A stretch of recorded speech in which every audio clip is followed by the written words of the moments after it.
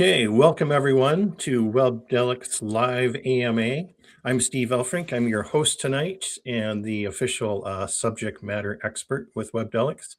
And tonight we're going to be talking about something kind of broad and exciting and very relevant with big news that happened this week. But we're going to be talking about the revolutionary power of plant medicines and mental health. So juicy topic, exciting, and we have a wonderful guest tonight. So quick housekeeping, this is a AMA, so AMA, ask me anything. So the beautiful thing about this format, it's your questions. So from folks out there, worldwide, questions that you might have. And the beautiful thing about, again, with tonight's topic, it's pretty wide open. So we're open for any questions. And we fielded a few questions already, or people have sent in some questions, so we have some preloaded. But you have the ability to add questions, comments, whatever social media platform you're on. I think right now we're on Facebook, LinkedIn, and YouTube. So just in the comments there where the feed is, just throw something in there and it'll show up here and we'll bring those questions in. Then one other little detail is that beautiful QR code up in the corner. So that's gonna, if you scan that that bad boy, it'll take you to the Webdelics website, and then we encourage to sign up for our newsletter. Our newsletter goes out every Thursday. It's actually pretty informative, very informative, comprehensive, covering some new topics or the news updates, and just general information about psychedelics. So a little more deeper about me. So Steve Alfrink, a few of you have attended these webinars, know me, know my background, but I'm a psycholytic somatic therapist in the beautiful state of Oregon. And I've been in the trenches for about 40 years with psychedelic medicines, once upon a time in the underground world and now above ground. And just passionate about this work, these medicines, and I wouldn't be here without them. So very, very grateful for these medicines. And I'm going to now segue into our guest tonight. So I'm very excited, actually, very excited to have Dr. Jeff McNary with us, and we had a chance to speak this week, and just a wonderful soul and a kindred spirit, and on the path, on the mission to be in service to folks. But here's his official biography. So Dr. Jeff McNary has been working in the healthcare field for 25 years. He has worked in a variety of medical environments and seen the struggle individuals have when actually trying to heal. The current Western healthcare system is deficient in healing the population. It is more concerned with managing symptoms and using external sources for change. Through Dr. McNary's intense experience with the most desperate patient populations, addiction, acute mental health, and trauma, he has seen that the only real healing can come from within.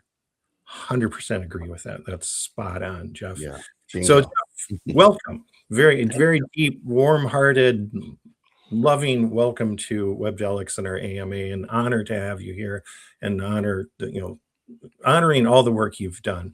And I kind of want to start off with that honoring of your path and how'd you end up, from, a little bit of your bio, guy grew up in LA and now living in Costa Rica with Rythmia. So yes. Yeah, if we could just start with just kind of a little deeper dive into the world of Jeff. Okay. Well, thank you so much for having me on the podcast. I'm excited to share what I know and learn as well from you. So it's going to be a great one. I started off my academic career studying medical anthropology, and I really found that to be a fascinating field, looking at the cultural components of healthcare, and a lot of it was about indigenous medicines. And when I got ready to graduate, I was going to maybe go get a doctorate in that. So I applied to a bunch of schools. I got into Berkeley. And before I decided to dive into a PhD in medical anthropology, I said I should probably figure out if I really want to do this for the rest of my life and become like a tenured professor, because that's a very specific track. So I deferred my enrollment at Berkeley and went to the UCLA Neuropsychiatric Institute and did research there for a year on MedAnthro. And that's when the study we were doing was on prenatal diagnostic screening tests for Latin American first generation women in LA, and the cultural components of genetic testing and birth defects and all this, how was impacting them socially and culturally and religiously in their lives. So it was very fascinating. However, after that year, I saw that the lifestyle of my professors that were working with me was very, let's say, restricted. They didn't have usually kids. They didn't usually do much else. They were very focused. They were the experts in the field. Her name was Dr. Carol Browner. It's like the #1 male anthropologist in the world. Lots of published papers. And she said, Jeff, like, I understand this probably, you're not feeling this is for you, maybe. Why don't you get a master's degree in public health here at UCLA? And why don't you apply and do that? Because it's more hands-on. So I decided to do that. I got into the School of Public Health, and I learned how to do program development, healthcare licensing, and government health programs. And that's where I started managing all the OBGYN clinics on the outpatient side of the UCLA Med Center. And in those clinics, there were women that were showing up that had a lot of trauma. And because we were a medical facility, we weren't addressing the trauma at all. And the OBGYN docs that were doing their rounds through there with the nurse practitioners were not equipped to deal with the trauma. So I found that that was a deficiency in the system. And I became interested in maybe looking down a mental health path. And so what I did, as I said, I was at that time wanting to be an OBGYN myself. So I applied to medical school. I got into UCLA, but I had decided during this whole working at the clinic there that this wasn't for me either. And I wanted to get a doctorate in psychology to really address the mental health issues that these people were going through.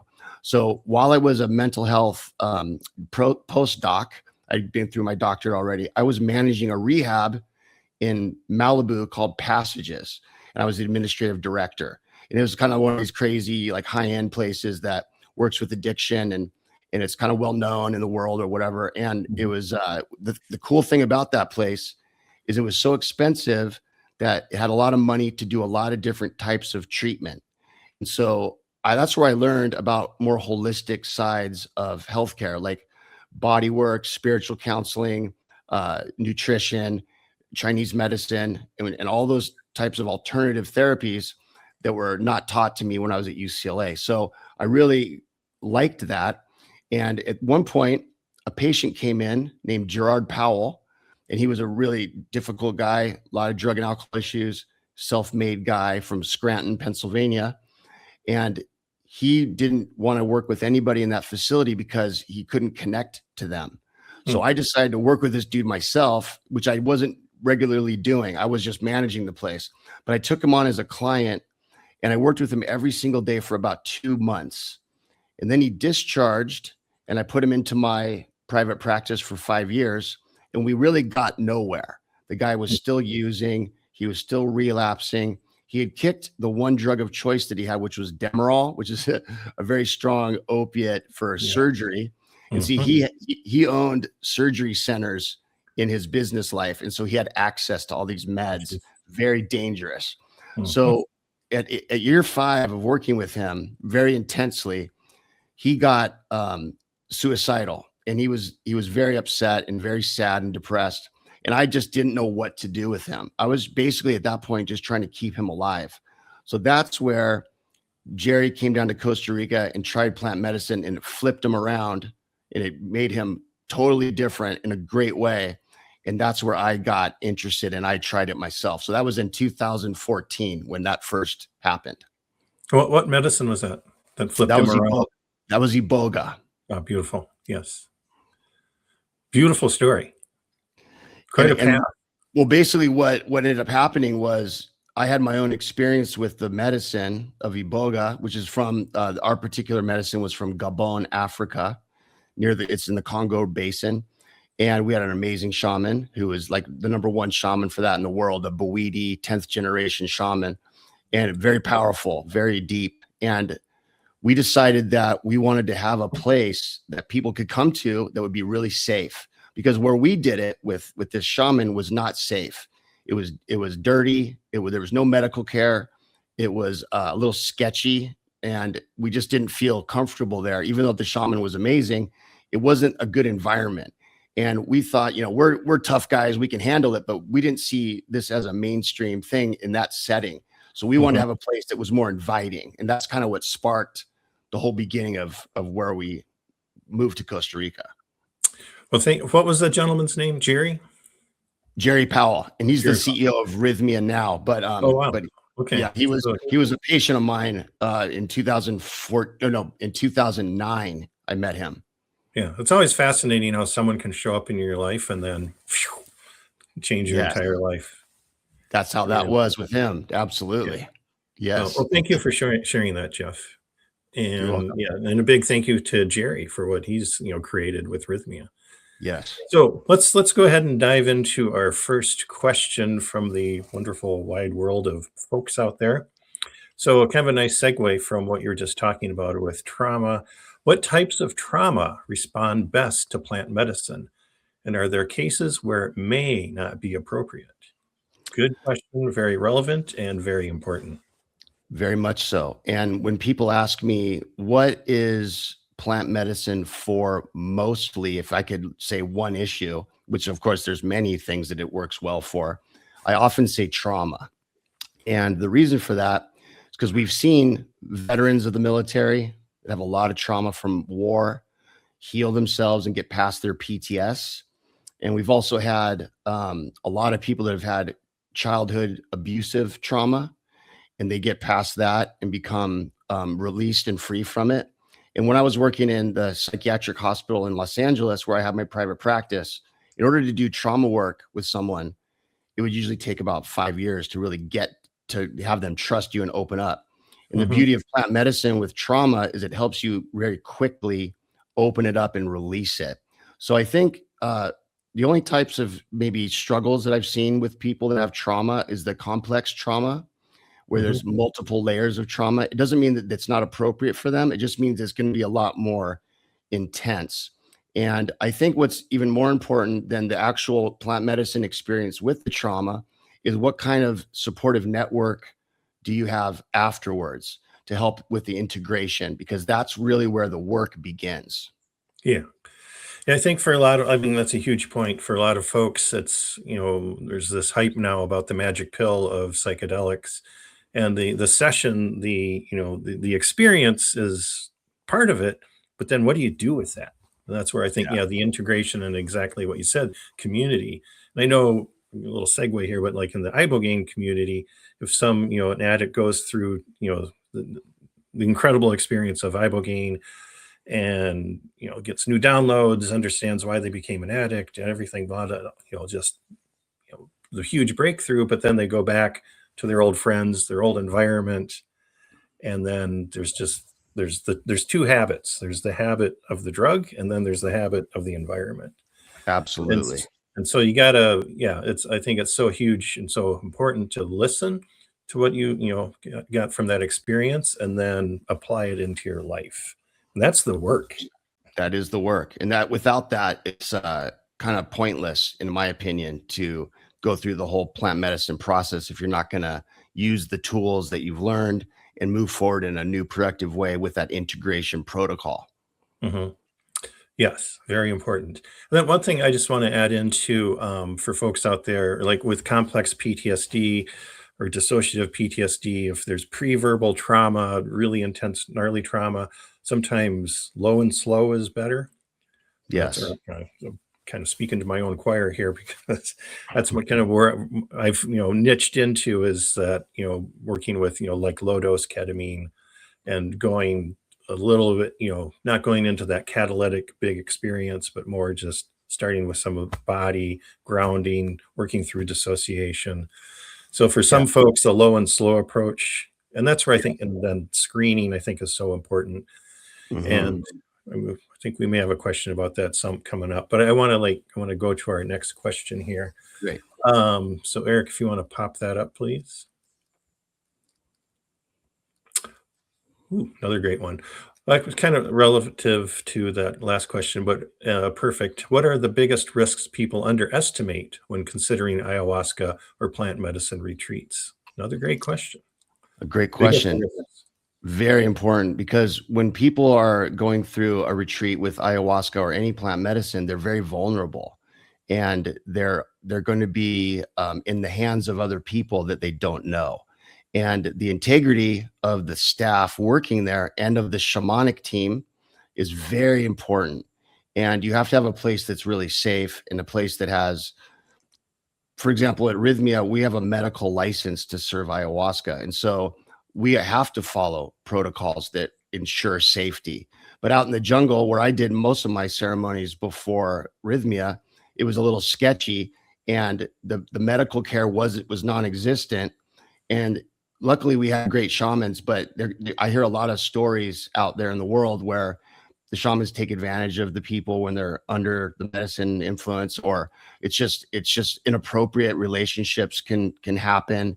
And it's just, people are vulnerable. And if you're working on trauma or any sort of other emotional issues, you can't actually work on those things if you feel like you're hyper vigilant, even in the ceremony. So it's kind of doesn't really work too well. Yeah. Yeah. I think it goes back to, 60s 101 psychedelic set and setting. Yes, And 100%. the setting is so important. I think that is one of the bigger risks of being in the wrong place at the wrong time, the wrong person who is administering or guiding. And that's where, like, Yes, it's important, know your source, know your drugs, but know who's with you. 100%. And what's interesting is that a lot of the research coming out does show the importance of set and setting, and it's actually effective for the results. And there's a rite of passage sort of energy, and Mhm. like sort of an initiation component that people, the humans, like to go through. It gives a sense of belonging. It gives purpose. Sometimes the mysticism involved is very intriguing and Mhm. healing. So all of that, the set and setting is good. I always tell people, like, you could go do this in a basement in Brooklyn, and you could have a great experience, but why risk it when you know there's other places that can really have an integrity based place to do this in a safe manner? Yeah, and one thing I'd like to add to this also is, the folks who wanna do it alone in the basement. But again, if there's trauma, trauma is a relational wound, and now you're exposing yourself, and a lot of it, going through a traumatic experience is, even though something's happening to you, the experience is I'm all alone. No one's here to save me, protect me. I don't even exist. Something just bad is happening to me. Mhm. Then you're doing one of these experiences by yourself, and Yes. not a good setting there.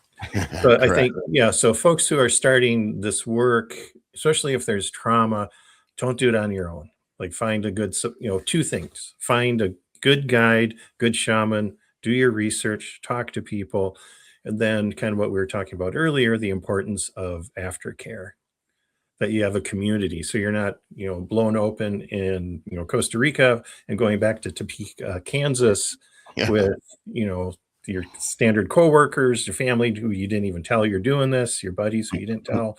And now you're just like, you're kind of lost because you've Yeah. like had this incredible catalytic experience, Yeah. sometimes mind blowing. And Yeah. now back to, Topeka. So so important. So I think that's actually one of the risks, to not have support. Have support. Have a, yeah, a team ready for you, A team. community. That's right. Yeah. And It's then, so important. It's and I everything. and I think I plug this every time, is also, if, there's no one in your community, there is someone in your community, and the psychedelic communities are everywhere right now as far as support. So Yes, they're out there. Find the others. Okay. that's right. So our Mhm, next question, please. Ah, good one. Do you think mhm. access to plant medicine should be more regulated or more open? It's That's a an easy juicy one one. for me. That's an easy one for me. I think it should be much more open. And a lot of these plant medicines, the ones that I work with in Costa Rica, are still on the Schedule One substance list. And that's back from the 60s, when the Vietnam War was happening, and the government was saying that all the protesters were these drug-induced hippie people, like, rebelling against the government. So we're going to put all their psychedelics on a list, and we're going to ban it. It's more complicated than just that, but that was part of Yeah, the energy there. And definitely. so definitely, right? And so it's slowly changing, but I think access to these plants have been shut down for a very long time. There's just recently things that I'm sure we're going to talk about, where it's becoming more open. When I say that it should be more open, yes, but there should be safety regulations surrounding them, of course. And the contraindications that exist for people that want to participate, those need to be evaluated and looked at. So overall, in general, my belief is that the plant medicine should be much more accessible and much more open. And the field of mental health should be training in these areas. And there are some groups that are doing it, such as MAPS and ICEERs and things, and they're training therapists to do post-integration work and things. So it's going down a path now that's really good, but we just need more societal acceptance and government openness. Mhm. What are your thoughts, kind of related to all this, with the number of like religious churches that are opening to, as far as increasing access? Mhm. What's your any thoughts on that, Jeff?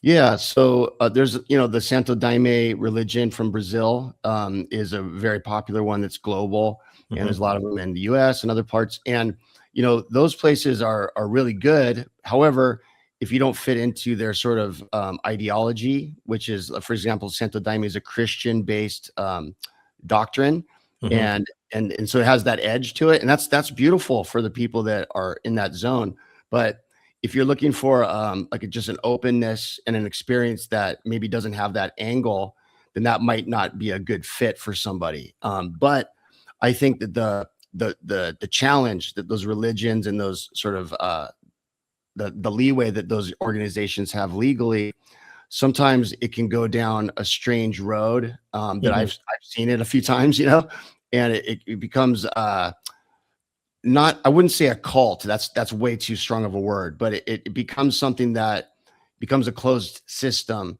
that starts to go down a path of control and sort of authority that might not be in the right place. And again, Mhm. not all of them are like that, but I've seen pockets of that jump up here and there. A couple in Florida that I've noticed. Yeah. I think my general take on this is, yes, it needs to be more accessible, and just to me, it's insane. So I'm out in the woods. I live out in this beautiful 160 acres, and there's mushrooms. And then the fact that if I pick one that just happens to be psychedelic, I just broke the law. Yeah, And that's even in a great. state where it's a state like Oregon, where it's legal but not legal. And I Yeah, think, for me, it's just, it's our bodies. We have the right to put in our body whatever we choose. I agree. And I s and, like, I know you said something about, safety regulations. I think within a any medical model, yes, and then there's, these different avenues for access as far as recreational, spiritual, and I think, there's nothing wrong with sitting around a campfire with, 3 grams of mushrooms in you. That's right. I mean, that's a sacred place, and it's a sacred Absolutely. right. So I think, there 100%. should be access. I think these are not, it's not heroin, it's not methamphetamine, but there is also, there's risks, and that's where more education, destigmatizing and access to education and knowing these medicines. Um, Yes, yeah, more of that, please. I agree completely. So we have a comment coming in from LinkedIn. How do we go from believe to know? Mm, that's a That's a really good good one. question. That's a very interesting one because when I was working with the Bwiti shaman with my first plant medicine experience with iboga, the whole Bwiti tribe believes in knowing and not having just the faith side that we're used to in the Christian Judeo sort of Western ideology. And I'm like, what did you mean by that? Like, no. Well, when you're on a journey with iboga, there is very fact based and very informational based, and you get answers to questions that are very crystal clear. And Mhm. so their whole culture was about knowing what to do and answering things. And I think that has a lot to do with the rugged environment of the Congo and having a lot of predatory, sort of really wild animals out there and just harsh conditions. That it's more about, you can't just put everything up to faith. You really got Mhm. to know what's happening for survival. So that sort of culture has gone into, I believe, other areas of plant medicine. And where ayahuasca is a little bit more, if they call it the mother, whereas iboga is more of like the stern grandfather, Oh, yeah. meaning more direct, more on point, where the mother would be a little bit more like a mom, like just loving, maternal, maybe not telling you exactly what to do, but encouraging you to do something. And that energy is still about knowing who you are and taking chances and risks that are beneficial for you in a healthy way.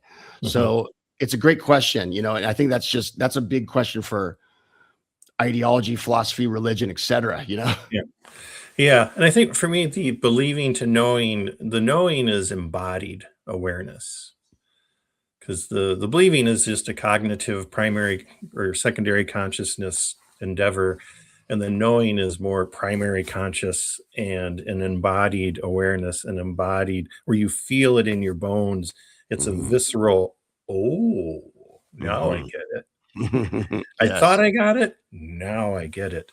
But how do you yes. get there? I mean, for me, that's the magic question. How do you get there to embodied awareness, to embodied knowing?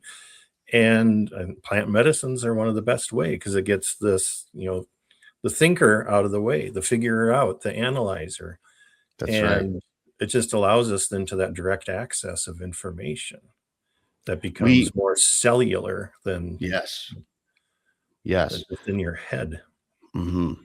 We teach people 3 intentions because we believe that, intention setting is a big part of a plant medicine experience. Yes. There's also times where you don't have an intention, you just wanna enjoy the process and see Mhm. what happens, and that's great too because it gives a groundedness and an openness that's really beautiful. But, Yes. we have intentions, that are very simple that we teach people. It's show me who I've become. That's just about learning that whatever dissociated sort of vibe I might be in, maybe since childhood, and then Mhm. merge me back with my soul at all costs. So that's to unplug from the dissociated place and ground yourself in who you really are. And then the third one is heal my heart.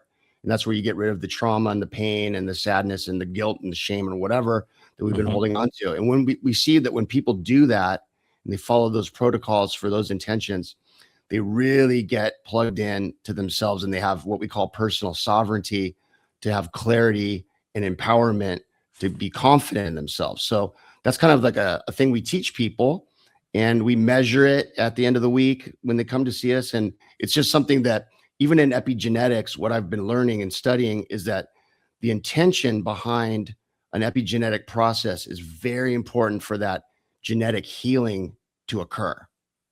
Yes. I think one of the all that was beautiful, but I just wanna emphasize the personal sovereignty. That's a huge thing. This is like, this is your home, this is your body, and what Mhm. do you want in there? What voices do you want in there? Do you want other people's voices, or do you want your knowing, your voice? That's right. And that sovereignty thing is a huge one, and that's for me, so the clients I work with, it's always I call it coming home to body, your body, clearing out Yes. what no longer serves you, clearing out what's not yours, which a lot of times is, just familial stuff, cultural stuff, but it's all Mhm. stuff. Yeah. So sovereignty, amen. Just the last word on that. Some people feel when they've been abused or neglected that their empowerment and sovereignty has been taken. They feel that way. And so Mhm. what plant medicine does is it helps you get it back and then you Yeah, can be more assertive. So it's beautiful in that way. empowered. Okay, before our next question, I want to just let everyone know you're watching the Webdelics AMA with Jeff McNary, and we're talking about the wonderful world of revolutionary power of plant medicines and mental health. And again, our QR code up in the corner to go to Webdelics, sign up for our website, and then also we do this every month. Next month we'll have Richie Ogolnik, who's one of the OGs of the ibogaine world. Mhm. So that'll be, I think, May 28th. So our Amazing. next question is a kicker, is a big one. Mhm. This is the biggest news in 50 years, 50 some years, ever since psychedelics got kiboshed in the late 70s or late 60s. Mhm. Um, I mean, this could be, every one of these questions we could talk about an hour on every one of them. So this Yes. one will be interesting, and I'm glad this one came up. I figured it would come up. But Mhm.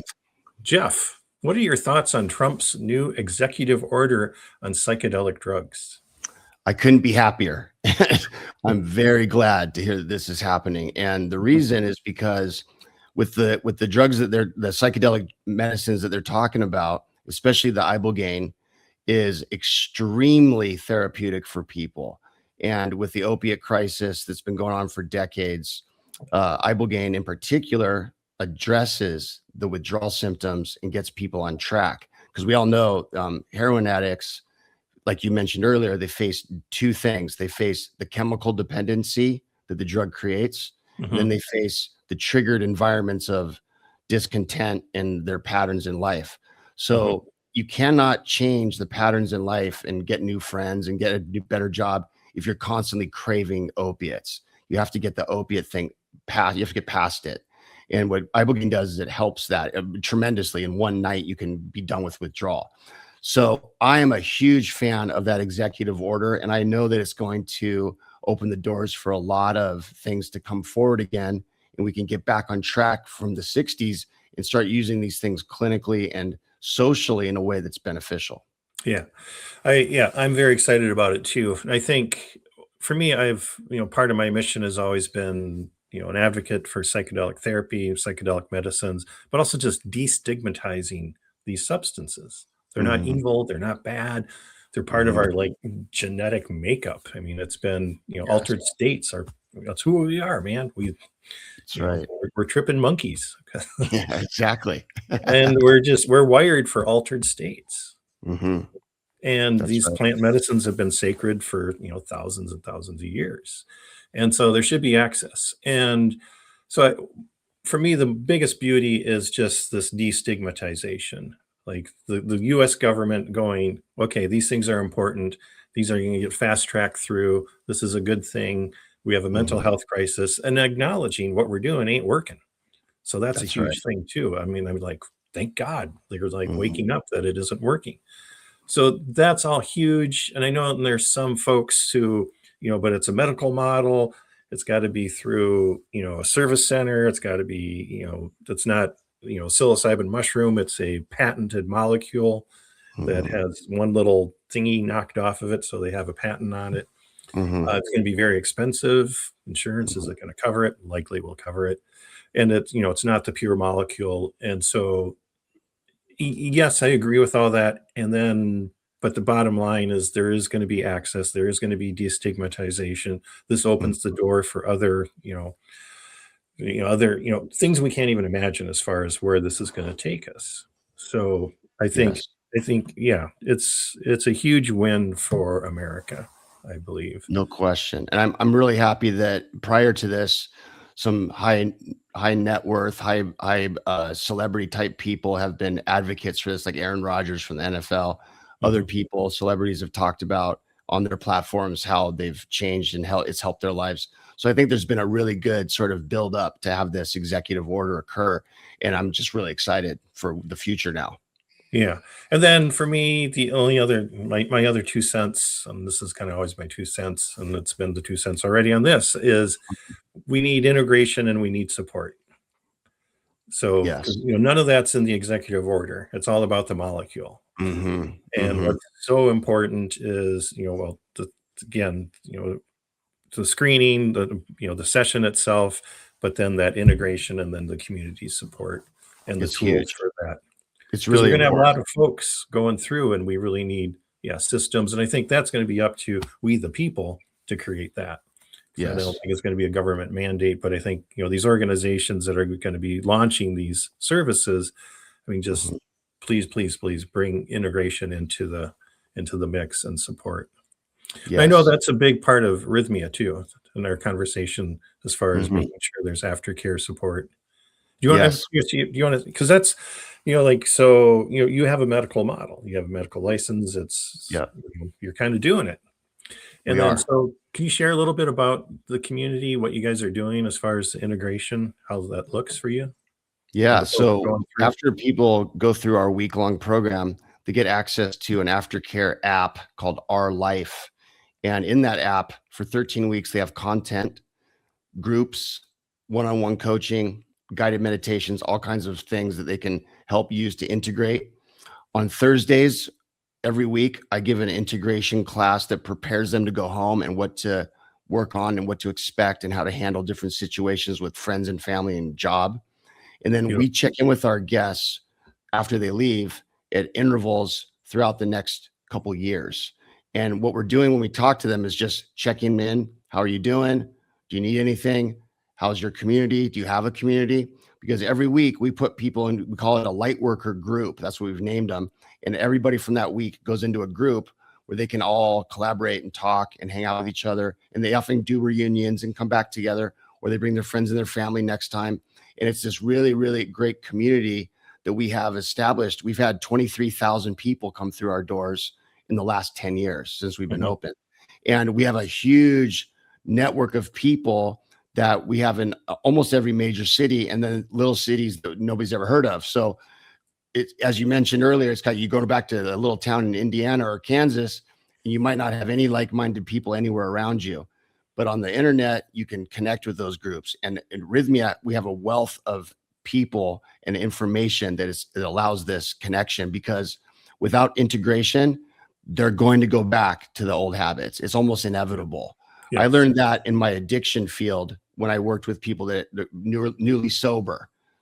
They had to do aftercare or else they were going to relapse. And it's sort of similar in this way. You have to start using the tools and integrate them into your life, or else you're just going to go back to the old behaviors that got you in the position you're in. Yep. Well stated. So, yeah. So then just wrapping that up, yay. I never thought I'd say this. Yay, President Trump. Yeah, me too. I know he's doing something really good, and that's what it is. Yeah. So and I know there's a lot of naysayers out there within the psychedelic community, but I'm in the, this is good. This is good. It's bringing it more in again, destigmatizing it, bringing it into the conversation. That's right. It's, what we're doing ain't working, and we needed a switch. And this is, the beginning of that switch. That's right. So, I love this one. Perfect segue. What does the ideal future of psychedelic assisted healing look like? Ooh, amazing. There's been a few schools that have popped up recently that are having psychedelic assisted degree programs and psychedelic assisted training. I know there's some continuing ed hours for different mental health professionals that are in this field and in that line of thinking.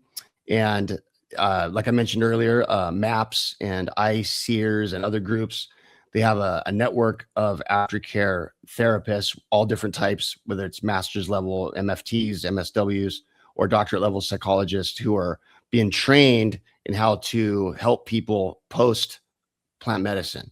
And so I believe that it's crucial. And I also think that that type of therapy is probably going to almost completely replace the old way. Not completely, but almost completely. Because what we say when people come to Rythmia is that they do about 20 years of therapy in a week. They get through so much so quickly. And because of the quick nature of it, it can be a little overwhelming. There's all these things that, oh my gosh, I just released all this trauma, or I have this clarity, and now there's all this, it's kind of chaotic for some. And so to have that person that can help frame it and help support you post ceremony is very important. So I'm a big fan of therapists and coaches and all the different types of mental health therapy professionals getting trained in the psychedelic assisted therapy. We're looking to build a continuing ed hour course that anyone could go through to help make them proficient in this area. Yes, beautiful. One thing I'd like to add is access, that it becomes affordable. So part of this, the healing would be the future utopian psychedelic world where it's not $8,000 out of pocket. 100%. And so programs or insurance or state-funded system that allows the underserved, the people that sometimes need this the most. I mean, absolutely. And across the board, everyone. What's interesting is we've had some people come through our doors, and then we give them a super bill at the end, and they've gotten reimbursed from their insurance companies depending on the type of insurance. And that's been very encouraging. Oh, that's cool. Yeah, it's really nice. It hasn't been the norm, but we've had about maybe 30% of people get reimbursed after the fact. And I also think that it's important that my background is in low income underserved. That's where I come from in my family, in my life growing up as a kid. And that's also what my training was in before passages. So we have a scholarship program at Rythmia that's free for people. And our motto is, if you want to come, you will get there one way or the other. And we have people that donate money for scholarships, and we just ourselves make the program free. We've donated $1 million in the last year to have people come for free to our program. So it is very important. And we do veteran discounts, and we do a lot of discounts for people that might not have the funds. And I think that's a big part of this whole thing. It has to be affordable for people. Yeah, access. Mm-hmm. And then Yes. the only other touched on it, for me, I would love to see decriminalization, widespread, nationwide. Yes. Yes. And then again, 100%. so you're walking in the woods and you can eat that mushroom and it's not going to put you in jail for the rest of your life. Yeah, I agree. Yes. So let's make all that happen. Mhm. Okay, next question here. Do you believe plant medicine will change how we treat mental health, or will it remain a niche approach? Well, what I've seen in my career so far in the last 10 years is it is absolutely going to change the way mental health is done. We have every single week here, we have psychologists, master's level therapists, and coaches come as clients here. And I ask them, I always am intrigued when they come, and doctors too, psychiatrists, all types of medical people, nurses, everybody. And I tell the therapist in particular, I ask them, like, how come you're coming? Like, what's your goal? And they said, I've had so many people go and do plant medicine retreats and come back and fire me that I wanted to know what the heck is going on.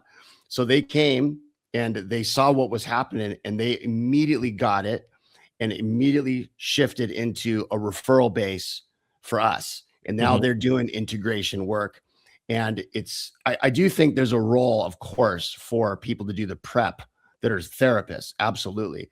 But the psychedelic sort of the urgency behind the approach, meaning that it's happening fast, is going to demand that the field shifts. Yes, shift happens. Yeah. Yeah. Yes. And I think one thing that popped in my head on this one is back when my first iteration of Om Terra was doing psychedelic therapy symposiums back 2015, 16, 17, kind of before the big wave started. But a lot of therapists would show up, and a lot of them would, and especially the older guys and ladies, who are, in their 60s, about to retire, would share, my whole life, I feel like I haven't really done anything for a lot of my clients. I couldn't help them. Hmm. And it was, and I go, retiring and now knowing there's a lot of folks I couldn't help them. And I, Hmm. saw them every day for years and years, or not every week or once a month Hmm. for years and years. And I Yeah. didn't do anything. And Hmm. so there's so much, there's talk about knowing, there's a lot of knowing that what we're doing ain't working. I'm using ain't a lot tonight. Um, so I think, yeah, it's going to be more of the norm than a niche. I think it's going to spread it because, and also even with antidepressants, there's more and more just folks know those don't work. I'm not, some folks that works and some, helps some people and saves some people's lives, but in general, SSRIs aren't the answer. That's And right. That's because it's all about symptom suppression. mhm. And we've got to get into this more knowing of, no, we've got to like find out what's in there, release, not suppress, release, move it That's right. out. So I think, Exactly. and within the psychedelic world, I think there's going to be these big catalytic experiences, and I think the psycholytic or small dose is also, in a more of a body focused Hmm. somatic approach is also going to become part Huge. of this scene. So it's going to be, a true body, mind, spirit Hmm. approach. We teach people the psychosomatic process when they're here, because ayahuasca tends, as you know, to be a little bit more purgative than some of the other plant medicines. Hmm. And sometimes that might intimidate some people that don't have experience with it. But what happens, as you know, is that there's an immediate release that's emotional when there's this purge, and that's the psychosomatic response. It's very important. Yes, release, don't suppress. Yes. That's what is just, I wish I could use an F bomb here, but effing up our culture, our humanity of this. We're a humanity, a culture of suppression. We Yes. need expression, release. That's right. Don't shove 100%. it down. Open it up. I agree completely. Okay. Ooh, I like this one. Me too. Uh, do you think some people become dependent on repeated ceremonies instead of doing the deeper integration work? Yeah, Absolutely. yeah, Absolutely. 100%. Absolutely. 100%. And, people can get, I worked in addiction for many years, and you can get addicted to pretty much anything. And the way you know if it's an addiction, whether it's a behavior or a substance or whatever, is if you're using that behavior or that substance to block an emotional process that you want to avoid because it's too painful or too scary or too hard. And so that's where the addiction can start, and then it just gets out of control. So I've seen a lot of people that have gone to plant medicine experiences and they loved it, and they had a breakthrough. But then instead of integrating and using the tools, like as we mentioned, the real work starting, they bury themselves again in another ceremony. And then it just becomes this pattern. And then often those people will say, I'm going to quit my job and I'm going to go follow around these shamans, and I'm going to be a helper. And again, that's cool. I mean, it's fun, I'm sure, and it's interesting. But those people are often at high risk to not really do their own work and to avoid it through much, just more and more ceremonies. So I don't find a benefit in that personally. Yeah, no, 100% agree. And I think there's a thing, spiritual bypassing. I think there's psychedelic bypassing. Totally. When's the next ceremony? And the people that are, going to here and then here and then here and then here and then going to try this medicine, then this combo. And you're getting a lot of insight there, but it's not getting installed. And That's right. and a lot of folks, you're avoiding what needs to be touched. And I you're always living tell here yes, in the ethers and the spiritual realms and love and light, but body's going, hey man, there's might be this 3-year-old who's still going, you got insight, I got trauma. that's right. That's right.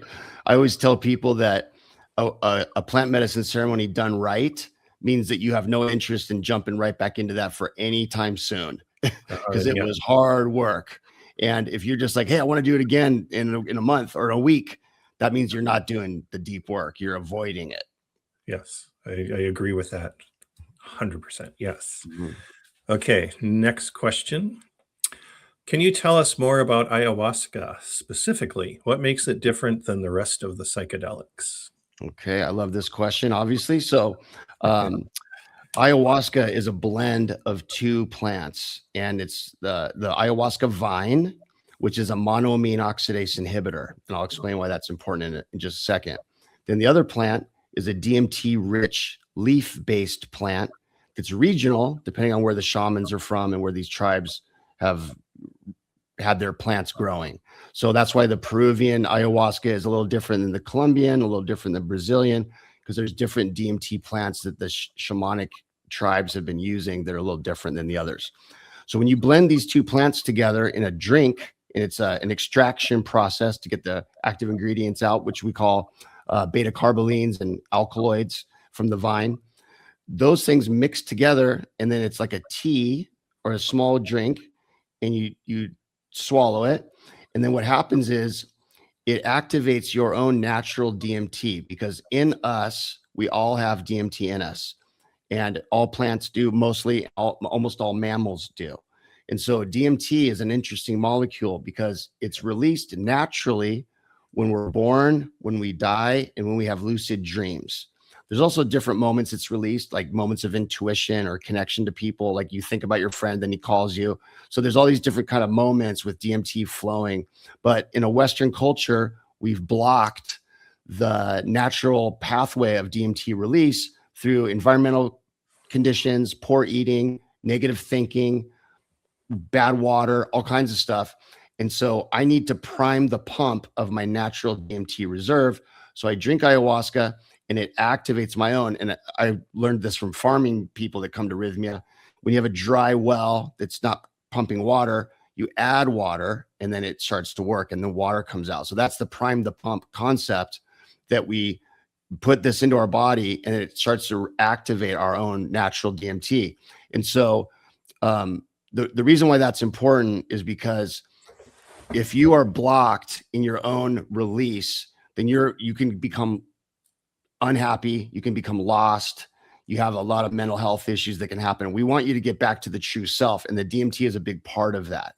So ayahuasca is an indigenous drink that's been around for thousands of years, and it's just lately, I guess in the last maybe 10, 20 years, becoming, before that too, but in a small way, it's become more out into the mainstream, and it's something that is becoming more available to people. So the reason why the MAOI is so important in the vine is because it turns off the stomach enzymes that would normally break down the DMT, and it doesn't do that. It shuts them off temporarily, and then you can absorb the DMT into the body. So that's why the MAOI is so important, the vine component. And that's what sets it apart from other psychedelics. The other psychedelics don't have that same interaction. And LSD, for example, is not a part of us already, even though there's chemicals that are similar. But it's the DMT is a really key thing about the ayahuasca in particular. Mhm. Could you compare and contrast? So a lot of information, knowledge, or interest in psilocybin. Like compare, contrast psilocybin and ayahuasca. Yeah. So the way I usually explain that is both are amazing. And I'm a huge fan of the psilocybin as well. And from what I've learned and studied and participated in myself, what I've seen is when you're participating and sitting with psilocybin, it's often that you are enmeshing with your environment and you're having clarity based on a connection that's very earth based. And sometimes you're just in the process, not just, but you're in the process and it's happening with you and around you, and you become a part of it. Now, and that's amazing because it gives you perspective. It Mhm. helps you shift from what we call an egosyntonic position to an ego dystonic position, which I'll explain why that's important in a second. So ayahuasca, the difference is, in my opinion, is that it's a little bit more of a guided experience. You can tell the ayahuasca process. You can say, I'm too dizzy. Can we hold off on this for a minute? I'm getting scared, or I'm overwhelmed with all this trauma.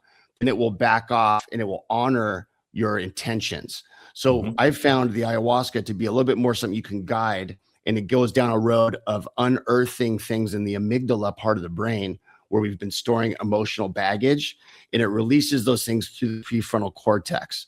Whereas psilocybin, like I said, it sort of enmeshes us with our surroundings, which is why a lot of people like to go into nature when they have psilocybin, and they really connect with everything around them, because we learned that, we are connected to everything, the rocks, the trees, the Yes. animals. And that's a beautiful perspective to have. Yes. Great. Yeah, love all those. And I think what's fascinating with all these medicines, they have their own frequency, their own channel, they're in kind of their own little specialty. And then I'm curious, add one more question to this original question. Is there any medicine you'd recommend people start with? So someone's never done a psychedelic in their life, but they're like, I want to try it. Mhm. What would you say? Start with this, or This how? this this has changed. My opinion on this has changed over the years. And Mhm. right now, what I believe is a great starting one is ketamine. And the reason I believe that, even though it's synthetic, is Mhm. because it can be very tightly monitored and controlled in a really safe way. I found that it gives people confidence to go deeper with some of these other plant medicines. Now, if I was going to say, let's throw out the synthetic ones for whatever reason, even though I think they're amazing, I Mhm. would say cannabis done the right way with intentions is a really good starting point as well, at a lower dose. Mhm. And I jumped right into the fire. I went right for the iboga. That was my first plant medicine, and people That's laugh jumping at on the me, and fire. they laugh at me and say, "What the heck were you doing?" It's like, but that still is to this day my favorite. So Yes. I think it's very personal, but Yeah, I 100%. would recommend what I said about the ketamine. I think is a good starting point. Yeah, I 100% agree with that. I think the beauty about ketamine, one, it can be not intense, but it can be way out there, Yeah. but it's a controlled way out there, Hmm. and it's 45 minutes, and then take off. Exactly. That's So, right. yeah, I recommend that for a lot of folks, especially and again, if there's trauma, start low dose, but Mhm. ketamine is a beautiful intro. Yeah. And then I think it is kind of personal on whatever works for you is best. And let's see, what are we Agree. doing on time? Oh, we got 5 to 6. Time goes All by when right. you're having fun. It So sure we have, does. let's just do this as our final question. Okay. Who would ayahuasca not be good for? Okay. So there are some contraindications with ayahuasca, and a lot of it has to do with the MAOI. And there's other reasons that are emotional based. So it's not good for people that have a diagnosis of bipolar 1. And the reason for that is because a bipolar 1 individual is often in a manic state.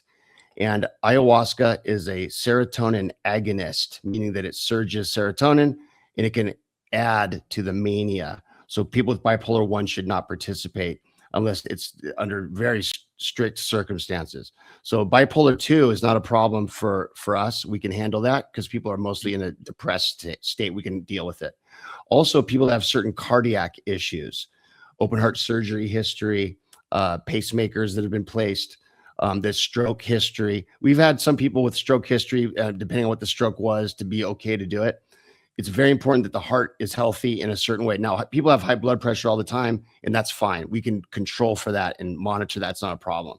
And I think people that are not good for ayahuasca are people that do not have a good support network at home or in their environment. That's very key, because somebody gets opened up and they've released, and then they go home to something that's not supportive, not understanding, and they can kind of tank and take a nosedive. So it's important that there's at least some sort of community support that can come with the experience. Great. So that was our final question. And then, so first of all, thank you, Jeff. And then thank you for all the folks who are out there watching this and the folks that'll watch this for the next few years. To Yes. take the time to listen to two dudes talking about psychedelics. Thank And you. then, Jeff, how do people reach out to get a hold of you if they have more questions? So you can go to Instagram or Facebook and look up Rythmia Life Advancement Center, or just Rythmia, Rythmia. Mhm. And there's my email right there. You can email me with anything you want to talk about, questions, anything. And we have a website also. Just type in Rythmia, and we're located in Costa Rica. So that's the best way to get a hold of us. Cool. And then to get a hold of me, if you have any questions, I'm just Steve at omterra.org. Again, the company I founded and work for is Omterra. And then also, again, I'm also the subject matter expert for Webdelics. So reach out to me. And if you have ideas for future topics, or someone who you think would be amazing to be on the show, just reach out to me with that info.